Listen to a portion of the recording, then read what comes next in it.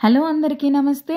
ఈరోజు మనం ఇంకా ఎక్కడో వండుతుంటేనే ఘుమఘుమ అంటూ వచ్చే మంచి సువాసనతోటే సగం కడుపు నిండిపోయేలాంటి రెసిపీ టమేటా పప్పు. మరి ఈ టమేటా పప్పు ఎలా చేయాలో చూసేద్దాం. అలానే ఇంకొన్ని విషయాలు కూడా తెలుసుకుందాం. పప్పు వంటకాలనేవి ఆంధ్ర వంటకాలలో చాలా ప్రధానమైన ఆహారం అని అందరికీ తెలిసిందే కదా. అలానే ఈ పప్పుని రకరకాల రుచులతో తయారు చేసుకోవచ్చు. ముఖ్యంగా ఈ పప్పును కందిపప్పుతోటే ఎక్కువగా చేస్తుంటాం. ఇక టమేటా పప్పు విషయానికి వస్తే ఇందులో ఎక్కువ టమేటాలు వేయడం వలన పప్పుకు పుల్లటి రుచిని ఇవ్వడంతో పాటు ఆకలిని కూడా బాగా పెంచుతుంది. ఈ పప్పుకు మంచిగా పండిన టమేటాలనే ఎంచుకోండి. ఇక ఈ పప్పులో వేసే ఉల్లిపాయలు అలాగే వెల్లుల్లిపాయల వలన పప్పు రుచి అలా ఆకాశాన్ని అంటేస్తుంది అంటే అందులో ఏమైనా డౌట్ ఉందా? కొంతమంది ఉల్లిపాయలు వెల్లుల్లిపాయలు తినని వాళ్ళు ఉంటారు కదా. మరి అవి వెయ్యకుంటే పప్పుకు రుచి రాదా అంటే అలా ఏమీ లేదు. అవి వెయ్యకుండా చేసినా కూడా ఈ పప్పు చాలా కమ్మగానే ఉంటుంది. ఇందులో వాడే కందిపప్పు వలన మనకు మంచి ప్రోటీన్ అనేది అందుతుంది.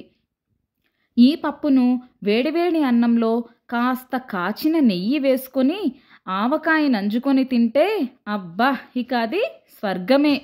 ఈ పప్పు రైస్కి మాత్రమే కాదు, చపాతీ రొట్టె లాంటి వాటికి కూడా సైడ్ డిష్ లాగా చాలా బాగుంటుంది. మరి ఈ పప్పు ఎలా చేయాలో చూసేద్దాం. ఒక గిన్నెలో 3 నుంచి 4 స్పూన్ల ఆయిల్ వేసుకొని పోపు దినుసులన్నీ వేసి 1 నిమిషం వేగిన తర్వాత 1 రెమ్మ కరివేపాకు వేసి అలానే కొద్దిగా ఇంగువ, వద్దంటే స్కిప్ చేయండి. అలానే పచ్చిమిర్చి చాప్ చేసుకున్న గార్లిక్ కూడా వేసి బాగా వేయించుకోండి. ఇప్పుడు ఇందులోనే చాప్ చేసుకున్న ఆనియన్స్ కూడా వేసి ఒక్కసారి అలా వేయించుకున్న తర్వాత మనం ముందుగా కట్ చేసుకున్న టమాటో కూడా వేయండి. టమాటా బాగా మగ్గేంత వరకు మెత్తగా అయ్యేదాకా మూత పెట్టుకొని ఉడికించేసుకోండి. ఇప్పుడు టమాటా అంతా బాగా మెత్తగా అయిపోయింది కదా. ఇప్పుడు ఇందులో కలర్ కోసం కొద్దిగా కారం కూడా వేసుకోండి.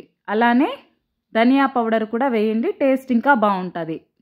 ఒక్కసారి అలా మిక్స్ చేసిన తర్వాత మనం ఇందాక ఉడకపెట్టుకున్నాం కదా పప్పు ఏదైతే ఉందో దాన్ని కూడా ఇందులో వేసేసి కొద్దిగా వాటర్ వేసి ఒక్కసారి అలా కలిపేసుకోండి.